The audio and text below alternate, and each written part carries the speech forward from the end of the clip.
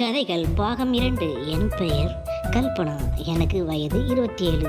நான் சென்னையை சேர்ந்தவள். எனக்கு சுரேஷ் என்ற ஒரு ஆண் நண்பன். நானும் சுரேஷும் சிறு வயதிலிருந்து தோழர்கள். நானும் சுரேஷும் சிறு வயதிலிருந்து பள்ளியிலிருந்து காலேஜ் வரை ஒன்றாகவே படித்தோம்.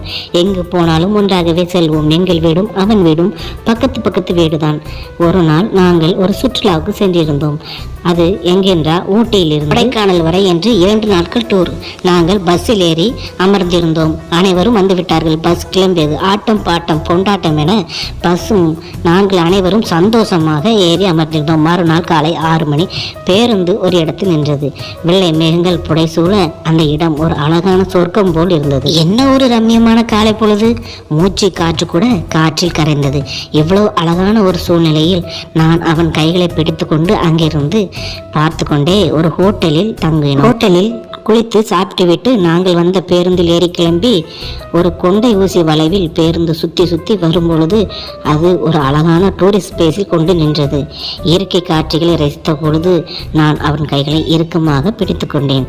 அப்படியே அவன் கைகளை பிடித்து கொண்டே சிறிது தூரம் நடந்தோம். அங்கு அழகான மலர்களும் காட்சிகளும். அவன் தனியாக இருந்ததால் என் கைகள் அவன் கைகளை இறுக்கமாக பிடித்து கொண்டபடியே நாங்கள் நடந்து சென்று கொண்டிருக்கும் பொழுது ஒரு சின்ன குழியில் இடர்பாடு ஏற்பட்டு நான் கீழே விழுந்தேன். என் காலில் சுளுக்கு ஏற்பட்டது. அதிலிருந்து சுத்தமாக என்னால் நடக்க முடியவில்லை. நான் கீழே கூட விழாமல் சுரேஷ் என் இடுப்பை தாங்கி பிடித்து என்னை கீழே விழாமல் பிடித்தான். என்னால் அதிலிருந்து எந்திரிக்க கூட முடியவில்லை. சுரேஷ் என்னை தூக்கியவாறு பக்கத்தில் இருந்த ஒரு மருத்துவமனையில் என்னை கொண்டு சேர்த்தான். மருத்துவமனையில் சேர்த்து என் அருகிலேயே உட்கார்ந்திருந்தான். நாங்கள் அங்கு சென்றதால் எங்கள் நண்பர்களிடமிருந்து கொஞ்சம் தனித்து தொலைந்து சென்று விட்டோம். நண்பர்களுக்கு தகவல் சொல்லலாம் என்று நினைத்தால் கூட எங்களது கைபேசி சுத்தமாக நெட்வொர்க் எதுவும் இல்லை. அப்போது எனக்கு கால் வலியும் அதிகமாக இருந்ததால் நாங்கள் அதை பெரிதாக எடுத்துக்கொள்ளவில்லை. ஒரு நாள் முழுவதும் மருத்துவமனையிலேயே இருந்தோம். என்னத்தான் இருந்தாலும் நண்பன் என்றால் இருந்தாலும் அவன் ஒரு ஆண். அவன் என் கைகளை பிடித்ததும் எனக்கு ஒரு இனம் புரியாத ஒரு உணர்வு தோன்றியது. நானும் அவன் கைகளை இறுக்கமாக பிடித்து கொண்டேன். அப்போது எனது மனதில் இனம் புரியாத ஒரு உணர்வு தோன்றியது. அடுத்த நாள் காலை விடிந்தது.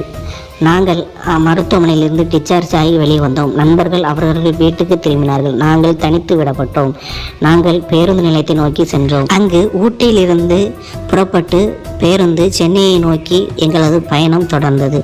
வரும் வழியில் இரவு நான் அவன் தோளில் சாய்ந்து படுத்துக்கொண்டே, இப்படி ஒரு நல்ல நண்பன் நமக்கு கிடைத்திருக்கிறான், இவன் நம் வாழ்க்கை துணைவனாக இருந்தால் எப்படி இருக்கும் என்று என் மனதில் நினைத்து கொண்டேன்.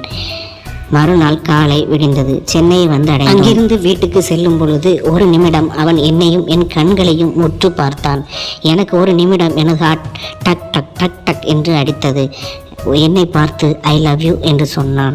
மறுநாளை நான் என் அப்பாவிடம் இதை பற்றி பேசினேன். சில நாட்களில் நான் அவனை திருமணம் செய்து கொண்டேன். நல்ல நண்பன் கிடைப்பதெல்லாம் இறைவன் கொடுத்த வரம். அதுவும் கணவனாக கிடைத்தால். இப்போது எங்களுக்கு 2 பிள்ளைகள். இதே போன்ற கதைகளை தொடர்ந்து கவனிக்க நமது சேனல் சப்ஸ்கிரைப் செய்து வைத்துக் கொள்ளுங்கள்.